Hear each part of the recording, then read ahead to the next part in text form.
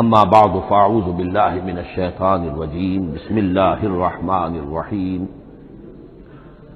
حامیم والکتاب المبین انا جعلناہ قرآنا عربیا لعلکم تعقلون وقال تبارک وتعالی کما ورد فی سورۃ یوسف علیہ الصلاۃ والسلام الف لام را تلک آیات الکتاب المبین انا انزلناہ قرآنا عربیا لعلکم تعقلون وقال عز وجل كما ورد في سورة الزمر قرآنا عربيا غير ذي عوج وقال جل وعلا كما ورد في أول سورة الكهف الحمد لله الذي أنزل على عبده الكتاب ولم يجعل له عوجا صدق الله العظيم رب اشرح لي صدري ويسر لي أمري واحلل عقدة من لساني يفقهوا قولي۔ تعارف قرآن کے ضمن میں جو مباحث پہلی نشست میں مکمل ہو چکے ہیں اس میں ایک کمی رہ گئی تھی، اس کو پورا کر لیجئے۔ قرآن مجید کی دو آیات کے بارے میں یہ روایت موجود ہے صحیح مسلم میں حضرت عبداللہ ابن مسعود رضی اللہ تعالی عنہ سے کہ سورہ بقرہ کی آخری دو آیات حضور کو شب معراج میں عطا ہوئی ہیں، وہ زمین پر نازل نہیں ہوئی بلکہ حضور نے آسمان پر پہنچ کر ان کو حاصل کیا ہے۔ یہ امت کے لیے شب معراج کے تحفے کے طور پر یہ دو آیتیں آمن الرسول بما انزل الیہ من ربہ والمؤمنون کل آمن باللہ وملائکتہ وکتبہ ورسلہ لا نفرق بین احد من رسلہ وقالوا سمعنا واطعنا غفرانک ربنا والیک المصیر۔ پھر آخری آیت جس میں طویل ترین دعا ہے۔ یہ دو آیات جو ہیں مستثنا کر لیجئے تو باقی جو ہے قرآن مجید وہ پھر پورا حجاز میں زمین پر نازل ہوا ہے محمد رسول اللہ صلی اللہ علیہ وسلم کے قلب مبارک پر۔ اب جو اگلی بحث ہے اس تعارف قرآن کے ضمن میں، قرآن کی زبان کون سی ہے؟ یہ سب جانتے ہیں عربی زبان ہے، لیکن کون سی عربی؟ عربی کوئی ایک نہیں ہے۔ جیسا کہ آپ کو معلوم ہے کہ ایک زبان ہوتی ہے تو اس کے ڈائلیکٹس ہوتے ہیں۔ پنجابی زبان کے نہ معلوم کتنے ڈائلیکٹس ہیں، بنگلہ زبان کے نہ معلوم کتنے ڈائلیکٹس ہیں، پشتوں کے کتنے ڈائلیکٹس ہیں۔ عربی زبان کے اس وقت پورے عالم عرب کے اعتبار سے تو دیکھیے تو ہر ملک کا جو ہے اپنا لہجہ ہے اور ان کے اپنے انداز ہے۔ تو خود نزول قرآن کے وقت بھی پورے جزیرہ نمائے عرب میں کوئی ایک زبان نہیں تھی، زبان ایک تھی لیکن اس کے لہجے مختلف تھے، الفاظ مختلف تھے۔ تو یہ جان لیجئے کہ قرآن نازل ہوا ہے حجاز کے بادیہ نشینوں کی زبان میں۔ وہ اصل عربی زبان حجازی قوم سمجھتی تھی، شہری زبان نہیں، دیہاتی زبان۔ یعنی کہ شہروں میں دوسرے ملکوں کے لوگ آتے جاتے رہتے تھے، خاص طور پر مکہ مکرمہ جو ہے وہ تو چونکہ ایک بہت بڑا تجارتی مرکز تھا۔ لإلاف قریش ایلافہم رحلۃ الشتاء والصیف فلیعبدوا رب ھذا البیت۔ ان کے قافلے جاتے تھے، آتے تھے، دوسرے تاجر بھی آتے تھے، تو ظاہر بات ہے کہ شہروں کے اندر تو پھر زبان جو ہے وہ مکسڈ ہو جاتی ہے، خالص نہیں رہتی۔ یہی وجہ ہے کہ قریش کے جو شریف گھرانے تھے، اونچے گھرانے تھے، وہ اپنے بچوں کو صحرا میں بھیج دیتے تھے کہ ان کی پرورش وہاں ہو، وہاں وہ خالص عربی زبان سیکھیں، ان کی زبان جو ہے پالیوٹڈ نہ ہو۔ تو بادیہ نشین حجاز کے، نجد کے نہیں، حجاز کے بادیہ نشین، ان کی زبان میں قرآن نازل ہوا ہے۔ یہ آیتیں اس سے پہلے بھی سامنے آ چکی ہیں سورہ زخرف کی، انا جعلناہ قرآنا عربیا لعلکم تعقلون۔ ہم نے اس اپنے کلام قدیم کو عربی زبان کا جامہ پہنایا ہے۔ انا انزلناہ قرآنا عربیا، یہ سورہ یوسف کی آیات، ہم نے اتارا ہے اسے قرآن عربی بنا کر، قرآنا عربیا لعلکم تعقلون۔ سورہ زمر میں قرآنا عربیا غیر ذی عوج، یہ عربی مبین میں ہے، صاف ستھری دھلی ہوئی عربی زبان جس میں کہیں کوئی ٹیڑھ نہیں ہے، کوئی ایک پیچ نہیں ہے۔ اور یہی پھر سورہ کہف میں جو ایک ترانہ حمد اللہ نے ہمیں سکھایا ہے کہ میرے اس انعام عظیم پر میرا شکر ادا کیا کرو، تو کن الفاظ میں الحمدللہ الذی انزل علی عبدہ الکتاب ولم یجعل لہ عوجا۔ تو یہ عربی مبین جو ہے اگرچہ اصلاً ہے بادیہ نشین حجاز کے، البتہ یہ کہ عرب کے دوسرے قبائل کے بھی ان کی زبانوں کے بعض الفاظ اس میں آئے ہیں۔ اس سے آگے بڑھ کر یہ کہ بعض معرب الفاظ بھی ہیں، ہندی زبان کا کوئی لفظ اس نے عربی کا جامہ پہن لیا، فارسی زبان کا کوئی لفظ اس نے عربی کا جامہ وہ بھی قرآن میں بعض ہیں، استثناءات ہیں یہ، جیسے سنگ گل، یہ فارسی زبان کا لفظ ہے، سنگ گل وہ سجیل بن کر قرآن مجید میں آ گیا ہے، حجارت من سجیل، یہ جو الم تر کیف فعل ربک باصحاب الفیل سورہ فیل میں ہے، سنگ گل کا سجیل بنا۔ اس طرح کے کچھ اور الفاظ بھی ہیں، لیکن یہ سمجھیے کہ ایکسیپشنز پروو دی رول، یہ استثناءات ہیں، قاعدہ اپنی جگہ پر قائم رہے گا کہ یہ حجاز کے بدو بادیہ نشینوں کی جو زبان تھی اس میں قرآن نازل ہوا ہے۔ اس قرآن کے بارے میں، اس کی زبان کے بارے میں جو چند پہلو سامنے رہنے چاہیے، فصاحت اور بلاغت کی معراج، یہ میں بعد میں قرآن کے وجوہ اعجاز پر جب بحث کروں گا کہ یہ کس کس اعتبار سے معجزہ ہے، تو وہاں زیادہ تفصیل سے یہ بات آئے گی کہ عربی زبان کی فصاحت اور بلاغت کی معراج ہے۔ آپ کو معلوم ہے کہ آج بھی دنیا میں یہودی بھی ہیں جن کی مادری زبان عربی ہے، عیسائی بے شمار ہیں جن کی مادری زبان عربی ہے، ان کے ہاں بھی عربی ادب کی چوٹی کی کتاب جو پڑھائی جاتی ہے وہ قرآن ہے، یہ انہیں ماننا پڑتا ہے کہ عربی ادب کی جو آخری کتاب ہے، چوٹی کی کتاب ہے، وہ یہی ہے۔ یہودی بھی پڑھائیں گے، جیسے آپ انگریزی زبان پڑھنی ہے سمجھنی ہے تو شیکسپیئر کے بغیر آپ کیسے سمجھیں گے، اب وہ تو ایک سٹینڈرڈ ہے۔ اسی طریقے سے یوں سمجھیے کہ عربی زبان عربی ہونے کے اعتبار سے کلام اللہ ہونا اس پر ان کا ایمان نہیں ہے، لیکن یہ کہ عربی زبان کے اعتبار سے اس کی فصاحت اور بلاغت کا لوہا وہ مانتے ہیں۔ پھر اس میں خاص ملکوتی غنا ہے، ڈیوائن میوزک، صوتی آہنگ ہے، عذوبت ہے، مٹھاس ہے۔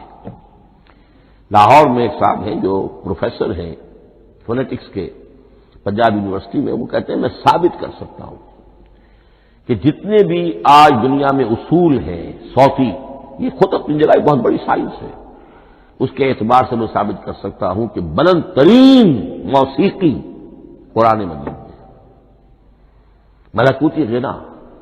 اسی لیے قرآن مجید کو اچھی سے اچھی آواز میں پڑھنے کی تاکید آئی ہے، زین القرآن باصواتکم، قرآن کو اپنی آوازوں سے مزین کرو۔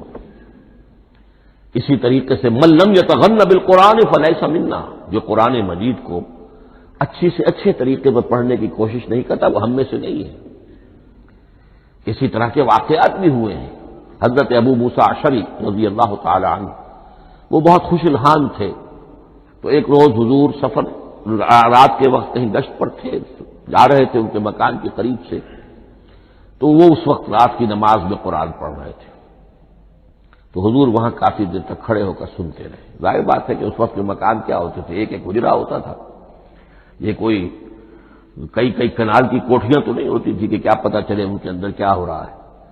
وہ تو حضرت ابو بکر کے مکان کے پاس سے گزرتے تھے تو ان کی تلاوت سنتے تھے، حضرت عمر کے مکان کے قریب سے گزرے ان کی تلاوت سنی، حضرت عمر بلند آواز میں پڑھتے تھے، حضرت ابو بکر بڑی پست آواز میں پڑھتے تھے۔ حضور نے پوچھا کہ تم ایسا کیوں کرتے ہو؟ حضرت عمر نے کہا میں اس لیے کرتا ہوں، زور سے پڑھتا ہوں کہ شیطان بھاگ جائے۔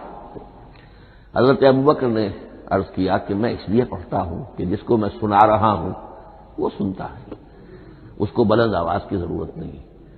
حضور نے کہا کہ ابو بکر تم ذرا اونچی کر لو آواز، اور عمر تم ذرا پست کر لو، ایوریج میں لے آؤ۔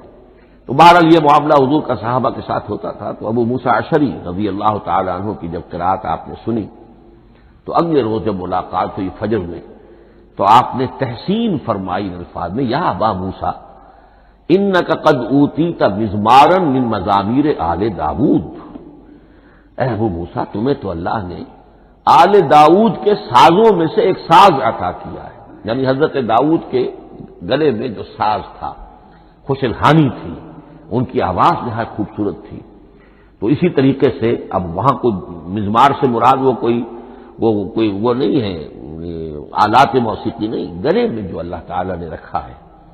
تو انک قد اوتیت مزمارا من مزامیر آل داؤد۔ ایک آخری بات یہ نوٹ کیجئے کہ قرآن مجید کا عظیم ترین احسان ہے عربی زبان پر۔ یہ یوں سمجھیے کہ ایک ستون کی طرح اس زبان کو ٹھہرا دیا ہے، اس کو سٹیبل کیا ہے قرآن مجید۔ آج بھی پوری دنیا میں جسے عرب کہتے ہیں فصیح زبان، لغہ فصحی، وہ ایک ہے، وہ قرآن ہی کی ہے۔ زبانیں بدلتی رہتی ہیں۔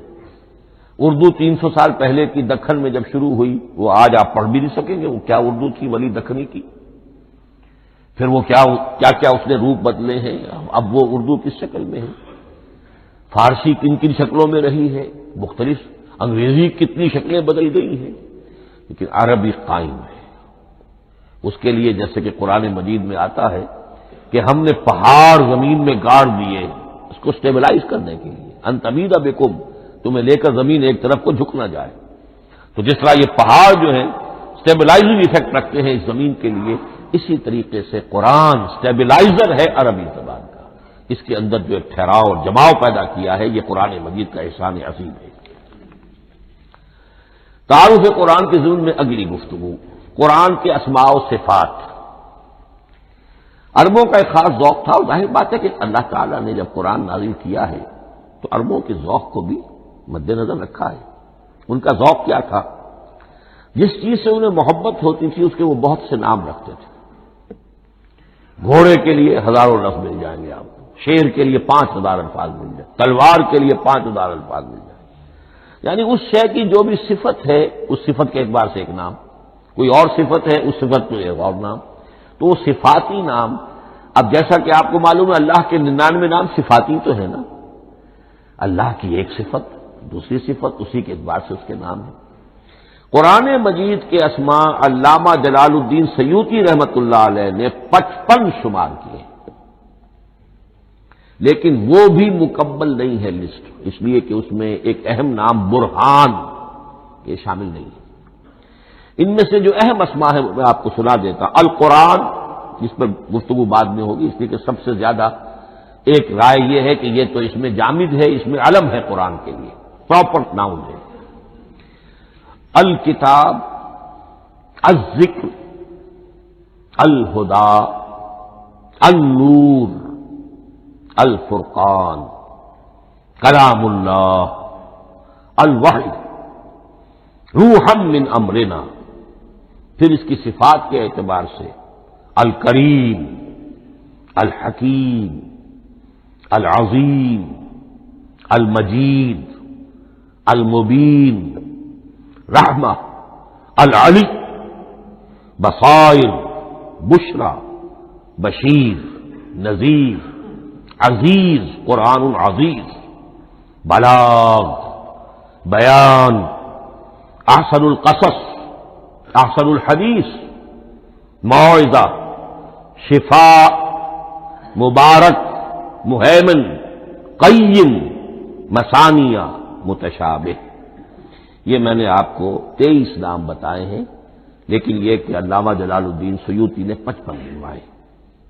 لیکن جو بحث دلچسپ ہے وہ یہ ہے کہ جو اس کے لیے لفظ القرآن ہے، اس کے معنی کیا ہے اور یہ کس مصدر سے، کس مادے سے یہ لفظ بنا ہے۔ ایک رائے تو یہ ہے کہ یہ اس میں جامد ہے، یہ مشتق نہیں ہے، کسی مادے سے نکلا ہوا نہیں ہے۔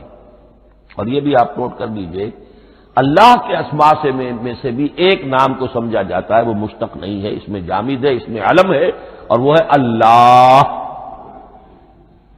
باقی سارے نام صفاتی ہیں، ایک نام، اس لیے اس میں ذات کہتے ہیں، اس میں ذات۔ لیکن یہ رائے متفق علیہ نہیں ہے، یہ کچھ لوگوں کی رائے ہے۔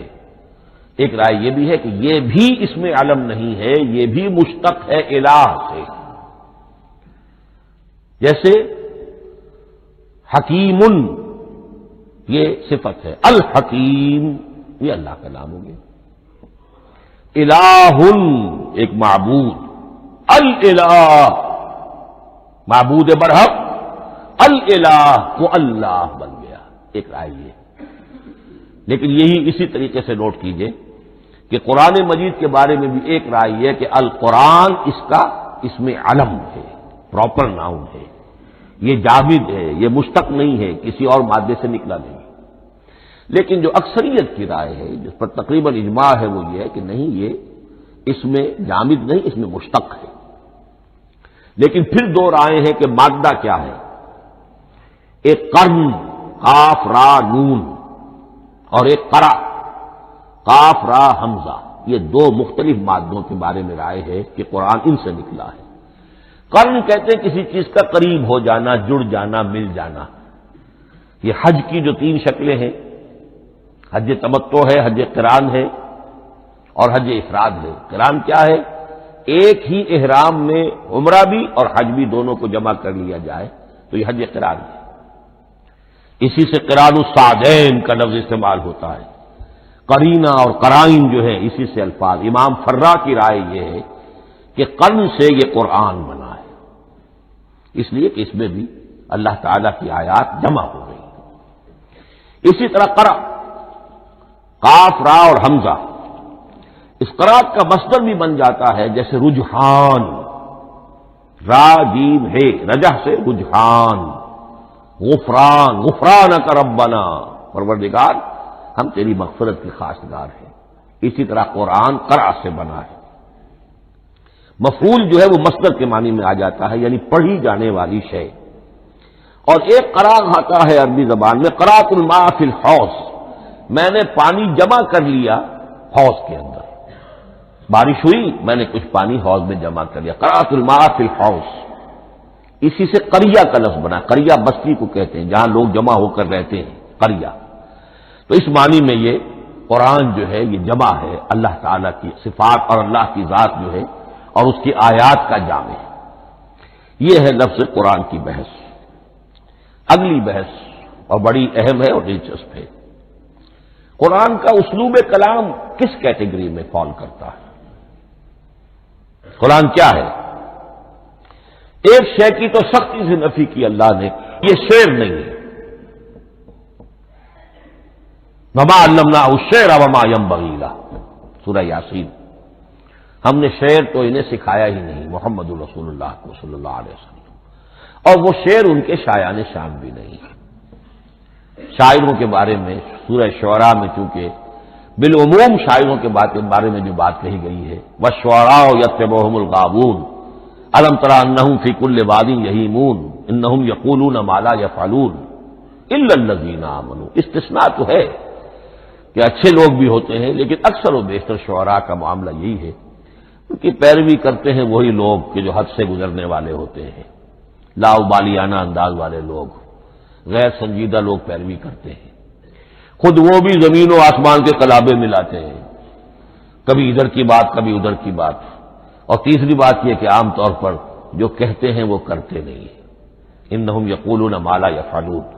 تو یہ شعر کی تو نفی کی گئی ہے قرآن مجید، جیسا کہ میں نے آپ کو سنایا تھا سورہ حاقہ کی آیات، انہ لقول رسول کریم وما هو بقول شاعر، یہ شاعر کا کلام نہیں۔ البتہ ایک بات نوٹ کیجئے، جسے آزاد شاعری، آزاد نظم کہا جاتا ہے، وہ میرا گمان یہ ہے، میں نے چونکہ ان چیزوں کا کوئی تحقیقی مطالعہ نہیں کیا ہے، کہ شاید وہ ہے ہی قرآن سے ماخوذ آزاد شاعری۔ اس میں وزن نہیں ہوتا، ردم ہوتا ہے۔ آزاد شاعری کے اندر ایک ردم ہوتا ہے، وزن نہیں ہے، ایک مصرع اتنا ہوا ایک بڑا لمبا چوڑا، لیکن ردم رہے گا۔ یہ جو آزاد شاعری، بلینک ورڈز جس کو آپ کہتے ہیں، میرا گمان یہ ہے کہ شاید دنیا میں اس کا رواج قرآن کے بعد ہی ہوا ہو، اور قرآن مجید ہی کی نقالی میں یہ صنف جو ہے ادب کی وہ ایجاد کی گئی ہو۔ واللہ عالم، میں یہ بات دعوے سے نہیں کہہ سکتا، گمان ہے میرا۔ البتہ یہ کہ اب اس سے آگے چلیے، شعر نہیں ہے، نثر ہے، لیکن نثر کے اعتبار سے بھی کون سی کیٹیگری میں آئے گی؟ کیا یہ کتاب عام معنی میں جسے ہم کتاب کہتے ہیں وہ کتاب ہے؟ ایک تو وہ بات تھی نا جو اقبال کے حوالے سے میں نے آپ سے کہی، کتابیں نیز چیزیں دیگرت، اس وقت وہ بات نہیں میں کہہ رہا۔ عام کتابوں سے اس کا فرق کیا ہے؟ ایک کتاب ہوتی ہے، اس میں ہر چیپٹر میں ایک بحث مکمل ہو جاتی ہے، اگلے چیپٹر میں پھر لوٹا کر آپ پہلے چیپٹر کی کوئی بات نہیں کریں گے، پھر وہ بات آگے چلے گی، ابواب ہوں گے، ابواب میں مضمون کے مطابق مضمون آگے بڑھتا چلا جائے گا۔ کتاب کا یہ لازمی وصف ہے۔ قرآن مجید عثمانی میں کتاب نہیں ہے، اس میں قصہ آدم و ابلیس 7 جگہ آ رہا ہے، بار بار آ رہا ہے، سورہ بقرہ میں، سورہ اعراف میں، سورہ ہجر میں، سورہ بنی اسرائیل میں، سورہ کہف میں، پھر سورہ طٰہٰ میں، چلتے جائیے، سورہ صاد میں حضرت موسیٰ علیہ السلام کا قصہ کتنی مرتبہ آ رہا ہے۔ تو قرآن مجید اس کتاب کی کیٹیگری، اس کی ڈیفینیشن پر پورا نہیں اترتا۔ دنیا میں جو کتاب کا معیار ہے، عام اس کا جو اسلوب ہے، اس کی جو ڈیفینیشن ہے، ایک شکل ہوتی ہے مجموعہ مقالات، وہ بھی نہیں، اس میں ہر مقالہ اپنی جگہ پر ایک مکمل شے ہوتی ہے، لیکن یہ کہ وہ دوسرے مقالات سے تو مختلف ہوگی، یہ مجموعہ مقالات بھی نہیں۔ اس کا اسلوب جو ہے وہ خطبے کا ہے، اوریشن،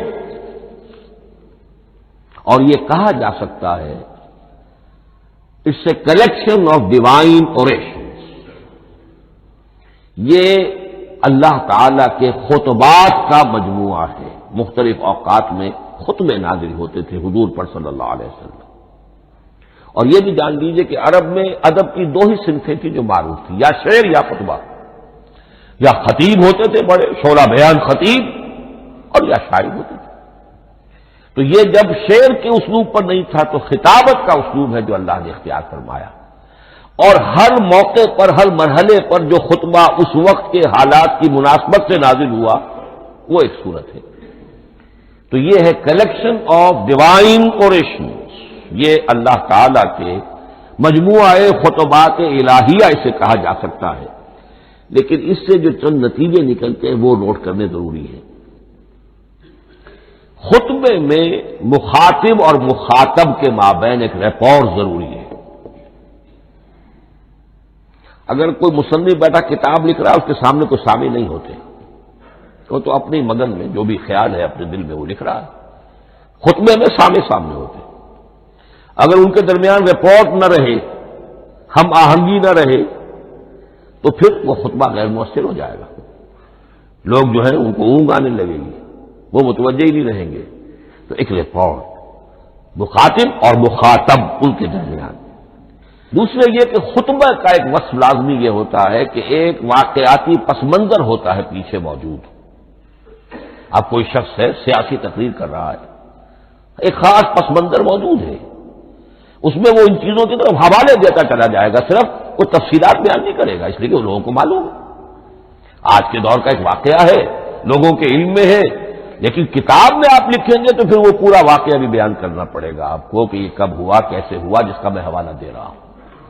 لیکن خطبے کے اندر پس منظر جو ہے وہ موجود ہے، اور اس کے حوالے سے صرف جو اشارات اس کی طرف ہو جائیں گے۔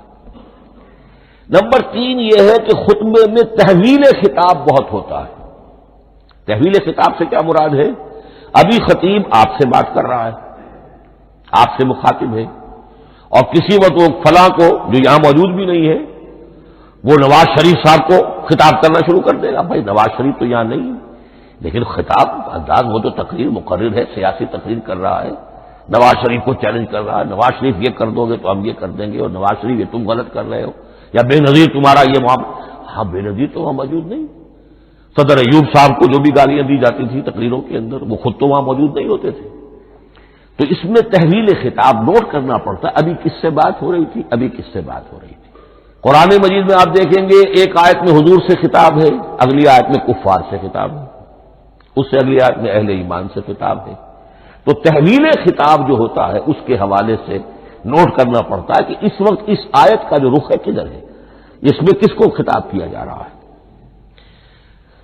چوتھی بات یہ ہے کہ خطبے میں صرف عقل سے اپیل نہیں کی جاتی، جذبات سے بھی اپیل ہوتی ہے، اسی لیے خطابی انداز کہلاتا ہے۔ خطابی خطابی انداز میں لوگوں کے جذبات سے بھی اپیل کی جاتی ہے، جبکہ آپ ایک مقالہ لکھ رہے ہوں گے اس میں جذبات کی بات نہیں آئے گی، ٹھنڈی ٹھنڈی عقلی باتیں، منطقی باتیں، دلیل صغرا کبرا جوڑیے، نتیجہ نکالیے، وہ لوگوں کے سامنے رکھیے، تصنیف ہے۔ لیکن خطبے کے اندر صرف عقل نہیں، جذبات سے بھی اپیل ہوتی ہے۔ اب یہ سارے اوصاف میں جو بیان کر رہا ہوں یہ سب قرآن مجید میں بتمام و کمال بدرجہ اتم موجود ہے۔ اور آخری بات یہ کہ خطبے میں، اور یہ کہ یہ چیز مشترک ہے غزل میں بھی اور قصیدے میں بھی اور خطبے میں بھی، اس کا اول و آخر بہت جامع اور مؤثر ہونا چاہیے۔ اسی لیے مطلع مقطع یہ خاص طور پر ہوتے ہیں نا، مقطع میں آپ پڑھیے سکون دسترانہ بات، جس غزل کا مطلع جاندار ہے اس کو آدمی پڑھے گا، اور اگر وہ مطلع پھسپھسا ہے وہ باقی نظم پڑھے گا ہی نہیں، چاہے آگے اس کے اندر بڑا عمدہ شعر بھی ہو وہ نہیں پڑھے گا، مطلع ہی جو ہے بے جان ہے، پھسپھسا ہے۔ پھر مقطع آخری جو شعر ہو، تو قصیدے میں بھی یہ ہے اور خطبے میں بھی یہ ہے۔ یہی وجہ ہے کہ قرآن مجید کی صورتوں میں اکثر و بیشتر شروع کی آیات اور آخری آیات انتہائی اہم ہوتی ہیں، بہت جامع ہوتی ہیں، جن کو کہا جاتا ہے کہ یہ سور جو ہیں ان کی ابتدائی آیات، خواتین اور پہلی آیات۔ اب سورہ بقرہ کی آیات شروع کی، پھر آخری جو ابھی میں نے آپ کو سنائی، یہی آل عمران کا معاملہ ہے کہ شان کے ساتھ وہ اٹھ رہی ہے۔ یہی سورہ حج کا ہر جگہ پر آپ دیکھیں گے ابتدائی جو ہے خطیب اگر ایسی بات، ایسا انداز اختیار کرے کہ اپنے سامعین کی توجہ کو اپنی طرف مبذول کرا دے، اگر شروع کا انداز ایسا نہیں ہے تو وہ بات آگے بڑھے گی نہیں۔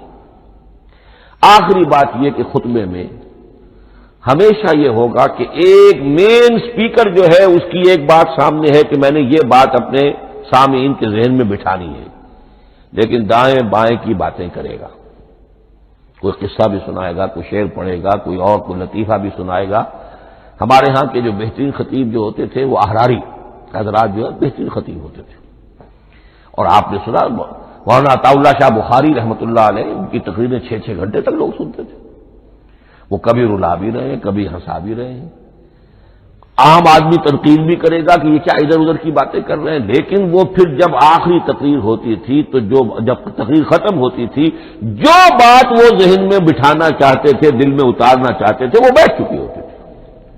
باقی یہ کہ ادھر ادھر کی چیزیں جو ہیں وہ آکسیلری چیزیں ہیں وہ رہتی ہیں۔ یہ ہیں 6 اوصاف خطبات کے، اور قرآن مجید کے اندر بھی یہ اوصاف کم و بیش موجود ہیں۔ قرآن کا اسلوب خطبے کا ہے۔ اب اگلی بحث پر آئیے، قرآن مجید کی ترکیب اور تقسیم، سنتھیسس اور ڈویژنز۔ اب اس میں سمجھیے کہ کلام جو ہے اللہ کا کلام ہے، کلام مرکب ہوتا ہے کلمات سے، کلمات حروف سے بنتے ہیں۔ عربی زبان کے حروف 28 یا 29 ہیں، الف اور حمزہ کو ایک ہی مانیں گے تو 28 رہ جائیں گے، الف علیحدہ حمزہ علیحدہ تو 29 ہو جائیں گے۔ یہ حروف جڑتے ہیں، لفظ بنتے ہیں۔ لفظ محمل بھی ہوتا ہے لیکن کلمہ وہ کہلاتا ہے جو بامانی لفظ ہو۔ پھر ان کلمات کو آپ جوڑتے ہیں، یہ مرکب توصیفی بن گیا، مرکب اضافی بن گیا، مرکب عددی بن گیا، مرکب جاری بن گیا۔ پھر ان مرکبات کو جوڑ کر فقرہ بنتا ہے، جملہ بنتا ہے، کلام مفید جس کو کہا جاتا ہے۔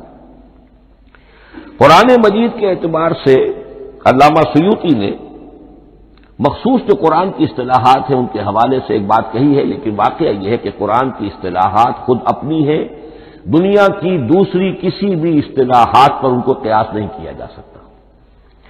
لیکن جاہز چونکہ قدیم تھے، انہوں نے قرآن مجید کو کہا یہ دیوان کی شکل رکھتا ہے، جیسے کہ حافظ کا دیوان کسی اور کا دیوان۔ سورتیں جو ہیں وہ قصیدوں کی شکل میں ہیں، بیت شعر آیت ہے، قوافی جو ہوتے ہیں شعروں میں قافیہ وہ یہاں فواصل ہیں، آیت کے آخری حروف ایک دوسرے سے مشابہ ہوتے ہیں کہ جن سے پھر وہ صوتی آہنگ پیدا ہوتا۔ الرحمن علم القرآن خلق الانسان علمہ البیان. اب یہ ایک فواصل جو ہے وہ جڑتے چلے جاتے ہیں، ان میں آہنگ پیدا ہوتا ہے. لیکن حقیقت کے اعتبار سے پہلی بات یہ نوٹ کیجئے، قرآن مجید کی اکائی ہے آیت. اسے نہ آپ جملہ کہہ سکتے ہیں نہ فقرہ کہہ سکتے ہیں. انگریزی میں ہمارا چونکہ بائبل کے لیے بھی جب ورس کا لفظ آ جاتا ہے تو انگریزی تراجم میں، انگریزی تحریروں میں، مقالوں میں ورس قرآن مجید کی آیت کے لیے لفظ آ جاتا ہے، ورس نمبر فلاں. بالکل غلط ہے. قرآن کی آیت یہ اس کا اپنی اصطلاح ہے، اپنا مفہوم ہے. لغوی مفہوم کیا ہے؟ نشانی. آیت نشانی ہے. قرآن کی ہر آیت اللہ کے علم اور حکمت کی نشانی ہے. اب قرآن کی آیتیں نوٹ کیجئے، صرف حروف پر بھی مشتمل ہے. الف لام میم حروف مقطعات اور آیت بن گئی. وہ مرکبات ناقصہ پر بھی مشتمل ہے. والعصر مرکب جاری ہے، حرف جار، آیت ہو گئی. پورے جملے پر بھی مشتمل ہے. ان الانسان لفی خسر ایک جملہ ہے، اور 10 جملوں پر بھی مشتمل ہے. اللہ لا الہ الا هو الحی القیوم لا تاخذہ سنۃ ولا نوم لہ ما فی السماوات وما فی الارض الی آخر الآیہ. آیت الکرسی کا انالیسس کیجئے، 10 جملے موجود ہیں اس میں. تو نوٹ کر لیجئے، یہ چیز توقیفی کہلاتی ہے. یہ کسی گرامر کے اصول پر نہیں ہے، کسی منطق کے اصول پر نہیں ہے. آیات قرآنیہ کی تعیین توقیفی ہے، یعنی حضور کے بتانے پر موقوف ہے. حضور نے بتایا والعصر، یہ آیت ہو گئی، آیت ہو گئی، ہم آیت مانیں گے. الف لام میم آیت ہو گئی. قاف حرف ایک ہے، یہ آیت نہیں ہے. نون ایک حرف ہے، آیت نہیں ہے. قاف والقرآن المجید ایک آیت بنی. نون والقلم وما یسطرون ایک آیت بنی. تو اس طریقے سے اس کو کہتے ہیں توقیفی. موقوف علیہ ہے حضور کے بتانے پر. اب اس میں روایات کا اختلاف ہو سکتا ہے کہ حضور سے کوئی روایت یہ ہو کہ یہ ایک آیت بنی یا 2 آیتیں بنی. مثلا بڑی اہم مثال آپ کو دے رہا ہوں، سورہ مزمل کی جو دوسرا رکوع ہے، پورا دوسرا رکوع وہ 1 آیت شمار ہوتا ہے. اور میرا بڑا گمان رہا بہت عرصے تک کہ یہ 1 آیت نہیں ہو سکتی، یہ مختلف اوقات میں نازل ہوئی ہیں، 2 اوقات میں نازل ہوئی ہے. اور یہ مجھے قول مل گیا علامہ سیوطی کے ہاں، حضرت عبداللہ ابن عباس رضی اللہ تعالی عنہما کا قول کہ یہ 2 آیتیں ایک نہیں. لیکن یہ کہ یہ ہوگا موقوف روایت پر. میں کوئی نہیں ہوں جو اسے قرار دے سکوں. ہاں مجھے اگر کوئی روایت مل جاتی ہے، کوئی خبر یا اثر، خبر محمد الرسول اللہ کی یا اثر آپ کے کسی صحابی کا صلی اللہ علیہ وسلم رضی اللہ تعالی عنہ، تو پھر یہ ہے کہ ہم مانیں گے. تو اس کو کہتے ہیں توقیفی. آیات اور سور کا معاملہ توقیفی ہے بالکل، یا کسی منطق، کسی گرامر، کسی اصول بیان، کسی پر مبنی نہیں ہے. یہ مبنی ہے حضور کے بتانے پر. اس طرح سورت کسے کہتے ہیں؟ عربی زبان میں سور کے معنی ہے فصیل. فضرب بینہم بسور لہ باب، سورہ حدید کے اندر الفاظ آئے. اب اس کا کیا تصور دیا گیا کہ ہر آیت جو ہے وہ اللہ کے علم اور حکمت کی نشانی ہے. 10 آیتیں، 20 آیتیں، 100 آیتیں، 285 آیتیں، 286 آیتیں جوڑ کر ایک فصیل باندھ دی گئی. یہ شہر حکمت خداوندی ہے. ایک نظم ہوتا ہے، جیسے آپ شہر کا ٹاؤن پلاننگ آج کا تو بہت بڑا فن ہے، بڑی اسپیشلائزیشن ہے. شہر کو پلان کرنا، اس کے اندر کیا کچھ ہونا چاہیے، کس طرح سے ہونا چاہیے. تو یہ سورت جو ہے یہ ایک یونٹ ہے قرآن مجید کی، اور اس کا جو لفظی معنی ہے فصیل، گویا کہ اس نے گھیرے میں لیا ہوا ہے ایک شہر معنی کو. علم و حکمت کے ایک شہر کے گرد یہ فصیل جو ہے پوری ہوئی ہے. اب اس میں نوٹ کر دیجئے جہاں تک، اچھا جیسے آیتیں چھوٹی بھی ہیں بڑی بھی ہیں. والعصر بھی آیت ہے، اور الف لام میم بھی آیت ہے، اور جیسا کہ میں نے عرض کیا آیت الکرسی بھی آیت ہے. اس طرح سورتیں چھوٹی بھی ہیں بڑی بھی ہیں. سورۃ العصر 3 آیتیں، سورۃ الکوثر 3 آیتیں، سورۃ النصر 3 آیتیں. 3 ہی سورتیں 3 آیتوں پر مشتمل ہیں. 3 سے کم پر کوئی نہیں، 2 آیات کی کوئی صورت نہیں ہے. لیکن آگے آپ چل کے جائیے، اس کی بڑی سے بڑی تعداد سورہ بقرہ جو ہے سب سے بڑی ہے.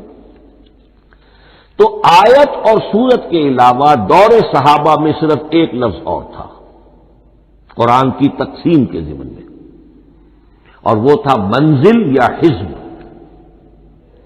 منزل یا حزب 7 منزلوں میں یا 7 احزاب میں قرآن کو تقسیم کیا گیا، تاکہ جو شخص قرآن مجید ایک ہفتے میں ختم کرنا چاہے، ہر شب میں اکثر و بیشتر وہ لوگ رات کو ہی رات کی نماز میں قرآن پڑھتے تھے، ایک منزل پڑھ لے تو ہفتے میں پورا قرآن ختم ہو جائے گا.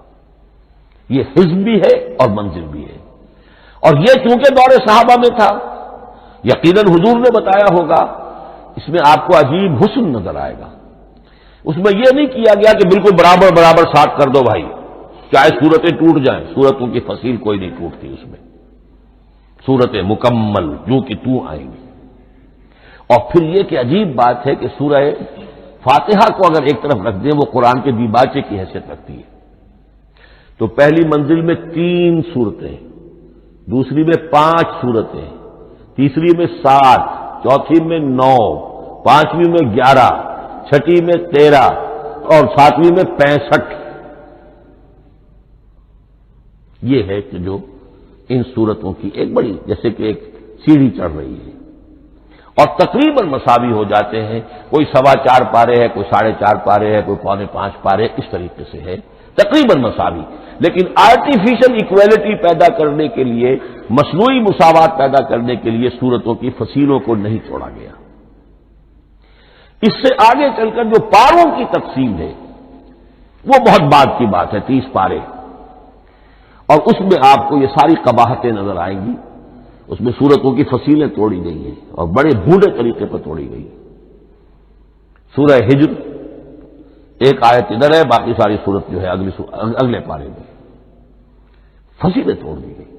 معلوم ہوتا ہے کسی شخص کے پاس جو قرآن تھا مصحف، اس نے صفحے گنے، 7 سے 30 سے تقسیم کیا اور برابر صفحوں کے اندر وہ پارے بنا دیے.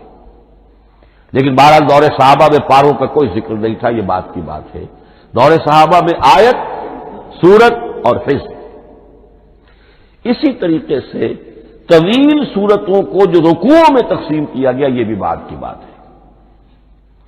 لیکن یہ جو تقسیم کیا گیا ہے سورتوں کو رکوعوں کی شکل میں، 35 سورتیں تو قرآن کی ایسی ہیں چھوٹی ہیں جو ایک ایک ہی رکوع پر مشتمل ہے. آخری پارے کی 37 صورتیں ہیں، پہلی 2 کی جو 2 رکوع ہے، باقی سب کے سب جو ہے وہ ایک ہی رکوع شمار ہوتا ہے. لیکن رکوع کیوں کیے گئے؟ لمبی صورتوں میں سے اگر کچھ حصہ پڑھنا ہے نماز میں، سورہ بقرہ پوری تو نہیں پڑھ سکتے آپ ایک رکعت کے اندر، تو اس کا وہ حصہ پڑھا جائے جس میں ایک مضمون پورا ہو جائے، مضمون نہ ٹوٹے، تاکہ وہاں پر رکوع کرے آدمی کہ جہاں پر کہ وہ مضمون ایک اعتبار سے مکمل ہو گیا.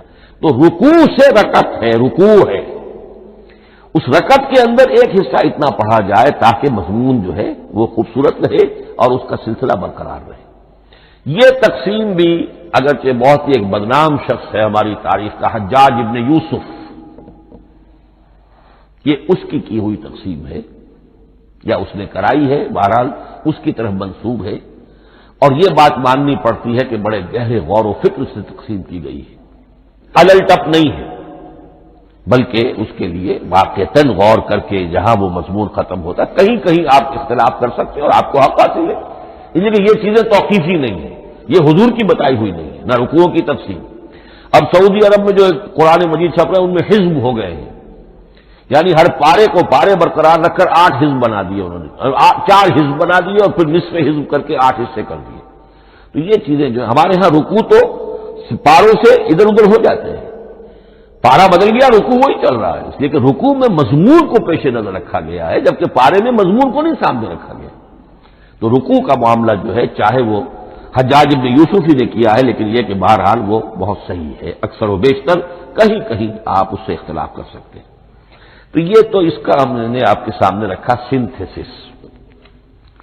اب اگلا موضوع ہے ترتیب و تدوین کیسے ہوئی. ان علینا جمعہ و قرآن، ہمارے ذمے ہے اس کو جمع بھی کرنا اور پڑھوانا بھی، اور پڑھوانے میں ترتیب آ جائے گی لازمت۔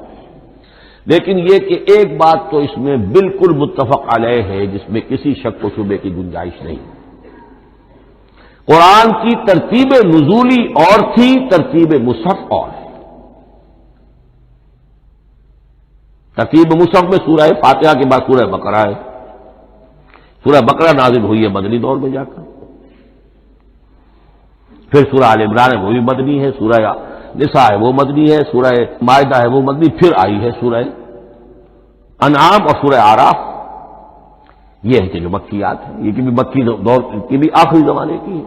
ابتدائی جو مکی صورتیں وہ سب سے آخری حصے میں ہے، 29واں پارہ اور 30واں پارہ۔ تو ترتیب نزولی اور تھی، ترتیب مصحف اور ہے، اس میں تو کسی شک و شبے کی گنجائش نہیں۔ لیکن ہمارے ہاں اہل تشیع نے اس چیز کو بہت اچھالا ہے۔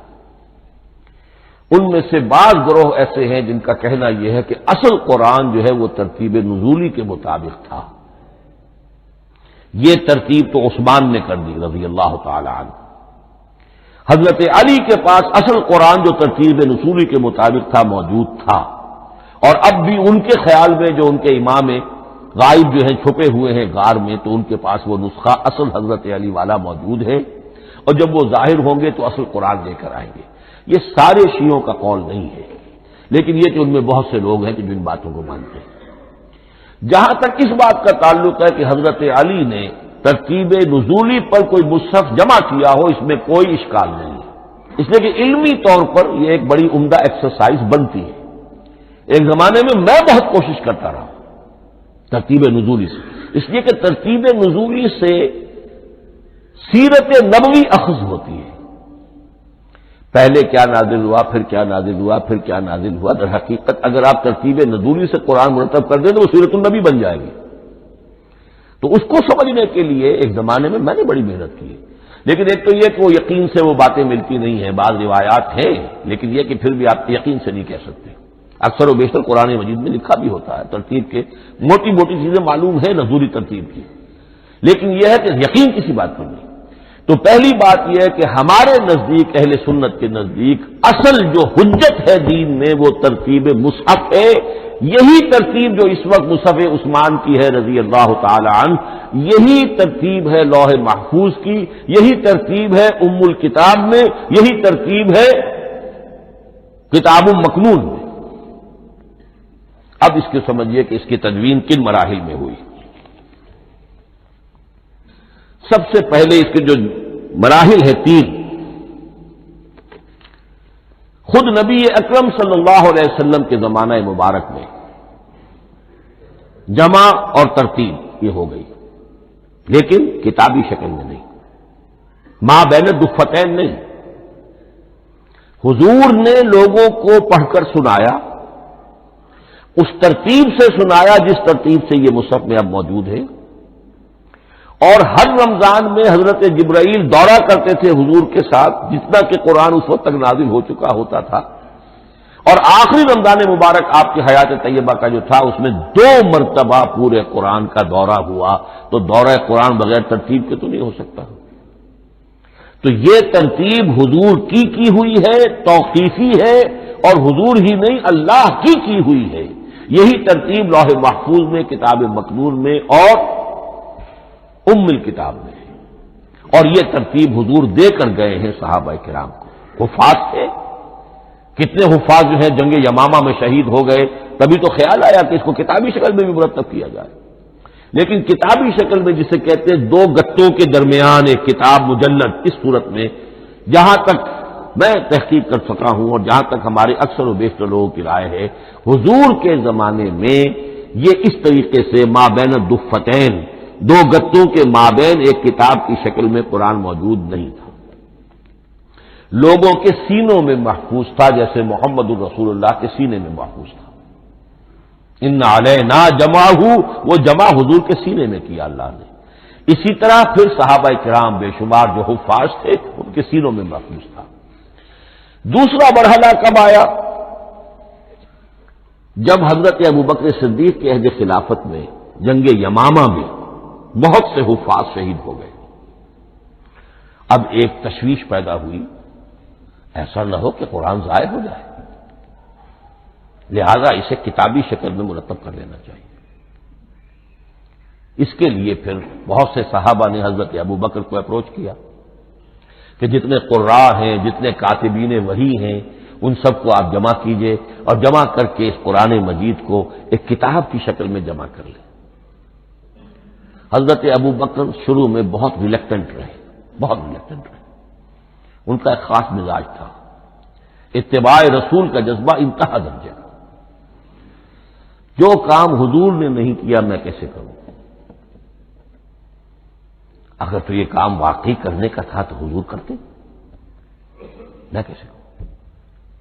لیکن یہ کہ جب صورتحال بہت لوگوں کی طرف سے دباؤ پڑا کہ نہیں یہ کر لینا چاہیے، ان کے سامنے بھی حکمت آ گئی، تو پھر انہوں نے اتفاق کرتے ہوئے جتنے بھی کاتبین وحی تھے ان سب کی ایک کمیٹی بنائی اور ان کو کہا کہ اب اس قرآن کو مرتب کر کے ایک کتابی شکل دے دی جائے۔ وہ کتابی شکل حضرت ابو بکر کے دور میں ہو گئی۔ تیسرا مرحلہ کیا ہے؟ یہ کتابی شکل میں جب قرآن مجید آ گیا اور شروع میں یہ اجازت تھی کہ ہر قبیلے، ہر علاقے کے لوگ اپنے لہجے میں پڑھ لیں۔ اب پنجابی ہمارا مسلمان جو ہے وہ چاقو کو کاچو کہے گا تو وہ لکھے ہوئے کو بھی چاقو کو کاچو پڑھ کے نکلے جائے گا۔ تو مختلف لہجوں میں ہونے سے وہ ان کا جو ہے قرآن مجید بدل رہا تھا، کوئی کسی طرح پڑھ رہا ہے، کوئی کسی طرح پڑھ رہا ہے۔ اب اس کی تشویش ہوئی حضرت عثمان کے زمانے میں، جب دور بہت پھیل گیا، اسلام کا دائرہ، دارالاسلام کی وسعت بہت ہو گئی کہ اس طرح اگر یہ لوگ پڑھیں گے اور اپنے اپنے لہجے کی وجہ سے اب اس لہجے میں شکل بدل بھی جاتی ہے لفظ کی۔ کاچو کو کاف الف چے واو لکھنا شروع کر دیں گے پھر کہ کاچو سنا ہم نے، تو چاقو تو سنا ہی نہیں۔ تو ایک لفظ ہے چاقو لکھ رہا ہے اور ایک کاچو لکھ رہا ہے، تو چاقو اور کاچو میں فرق ہو گیا۔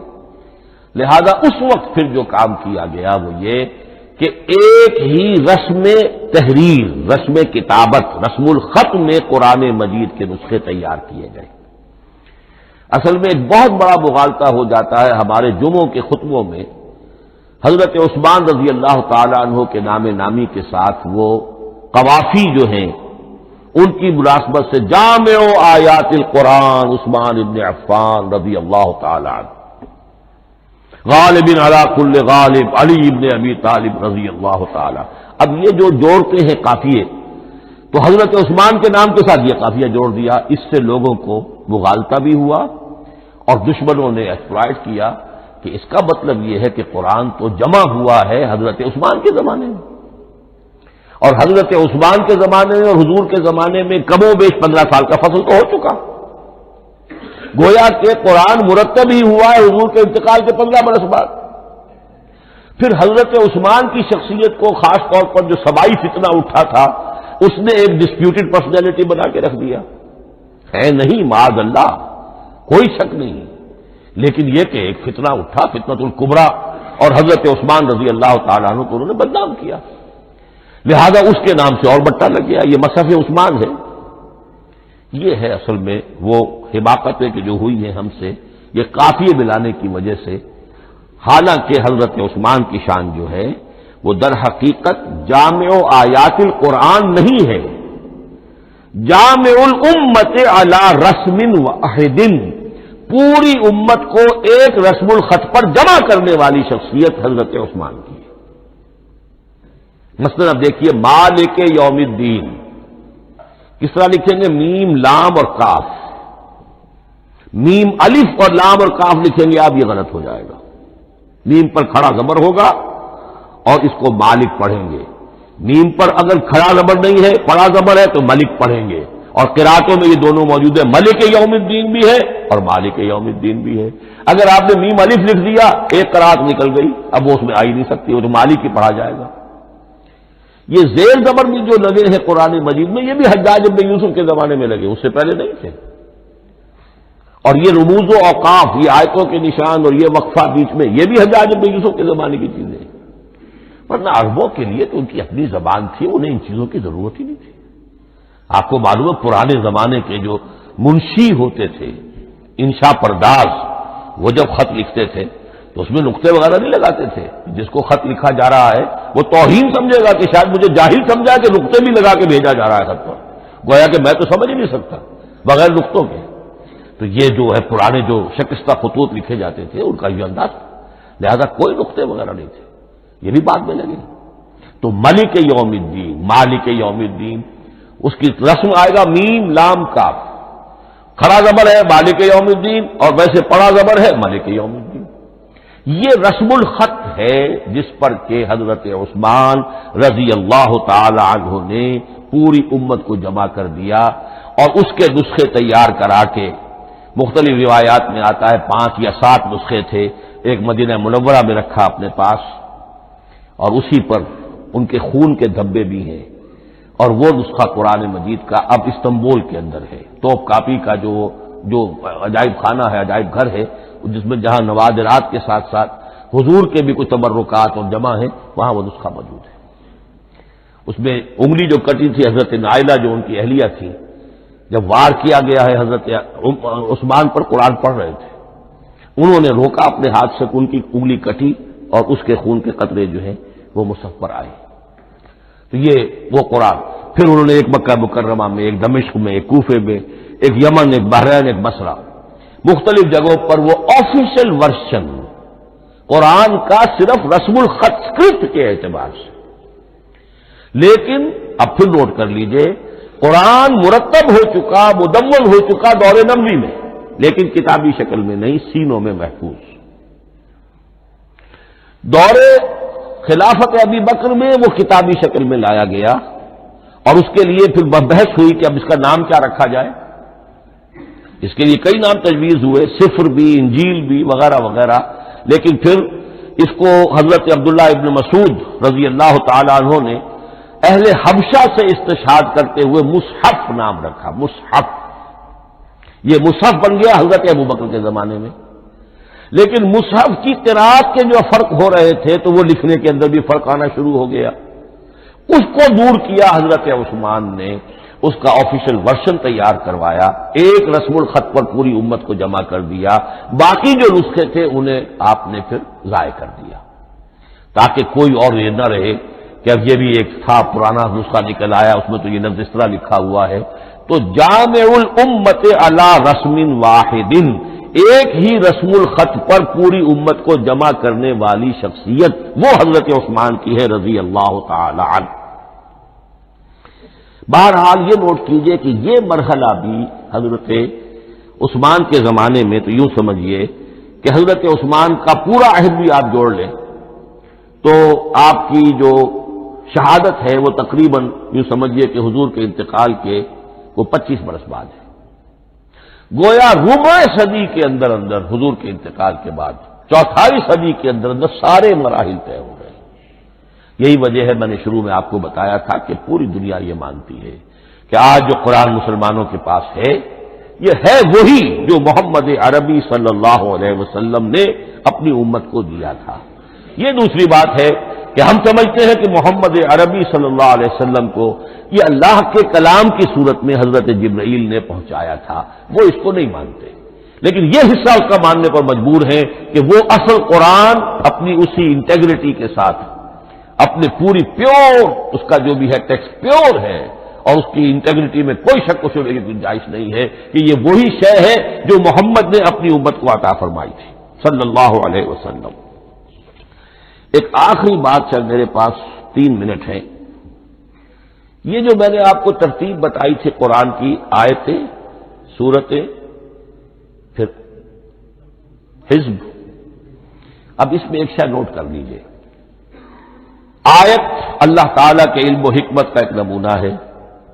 آیتوں کو جوڑ کر جب سورت بنائی تو آیتوں کے اندر جو ربط ہے، اس ربط آیات سے ایک اور معنی، ایک اور حکمت کا دروازہ کھلتا ہے. جیسے موتی ہے، ہر موتی بڑا خوبصورت ہے، لیکن جس ترتیب سے آپ نے پرویا، اس کو دھاگے میں ہار بنایا، اس ترتیب سے اس کا حسن دوبالا ہو جائے گا. ہر موتی کا اپنی جگہ پر ایک حسن ہے، لیکن اس ترتیب کی وجہ سے اس کے حسن کا ایک اور پہلو ظاہر ہوگا. اسی طرح قرآن مجید کی صورتوں میں ربط آیات بہت اہم ہے۔ ایک مرکزی مضمون ہوتا ہے ہر سورت کا، مرکزی مضمون عمود، اور اس کے گرد وہ ساری آیتیں اس طریقے سے گھوم رہی ہوتی ہیں، جڑی ہوئی ہوتی ہے، جیسے کہ ایک دھاگے کے اندر پروئے ہوئے موتی ہوتے ہیں کہ جس کی جو ہار کی شکل اختیار کرتے ہیں۔ دوسری بات یہ، اکثر اور بیشتر صورتیں قرآن مجید میں جوڑوں کی شکل میں ہیں۔ ایک مضمون کا ایک پہلو اس جوڑے کے ایک فرد میں، اور دوسرا پہلو اسی کا دوسرے فرد میں، جیسے معوذتین، دو صورتیں ہیں، مضمون ایک یہ تعوذ، معوذتین، الزہراوین، سورہ بقرہ سورہ آل عمران کو کہا گیا الزہراوین، حضور نے فرمایا دو نہایت تابناک صورتیں، بڑی روشن صورتیں، جیسے آپ دیکھیں گے یا ایھا المدثر یا ایھا المزمل قم اللیل الا قلیلا یا ایھا المدثر قم فانذر، ایک ہی طرح کا اٹھان ہے، حضور سے خطاب ہو رہا ہے۔ سورۃ الضحیٰ، سورۃ الانشراح، یہ تمام جوڑوں کی شکل میں۔ اسی طرح سورہ طلاق، سورہ تحریم، یا ایھا النبی اذا طلقتم النساء فطلقوهن لعدتهن یا ایھا النبی لم تحرم ما احل اللہ لک تبتغی مرضات ازواجک۔ شوہر اور بیوی کے درمیان تعلق یا تو اتنا گہرا ہو جاتا ہے کہ ایک دوسرے کے لحاظ میں وہ حدود خدابندی ٹوٹنے لگے، بیوی کی وجہ سے آپ نے کسی حرام شے کو حلال کر لیا یا حلال کو حرام کر لیا، بیوی کو ناپسند ہے وہ شے، تو حضور سے ذرا سا یہ ہو گیا تھا معاملہ۔ اپنی ازواج مطہرات حضرت عائشہ اور حضرت حفصہ رضی اللہ تعالیٰ عنہما، ان دونوں کی رضا جوئی کے لیے وہ خاص قسم کا شہد ہے، قسم کھا لی آپ نے کہ میں اسے استعمال نہیں کروں گا۔ لما تحرم ما احل اللہ لک، اے نبی آپ کیوں حرام کرتے ہیں اپنے اوپر وہ شے جو اللہ نے آپ کے لیے حلال کی ہے؟ تبتغی مرضات ازواجک، اپنی بیویوں کی رضا جوئی میں۔ یہ ایک انتہا ہوئی۔ دوسری انتہا کیا ہے؟ میاں اور بیوی میں اتنا بودھ ہو جائے کہ طلاق تک نوبت آ جائے۔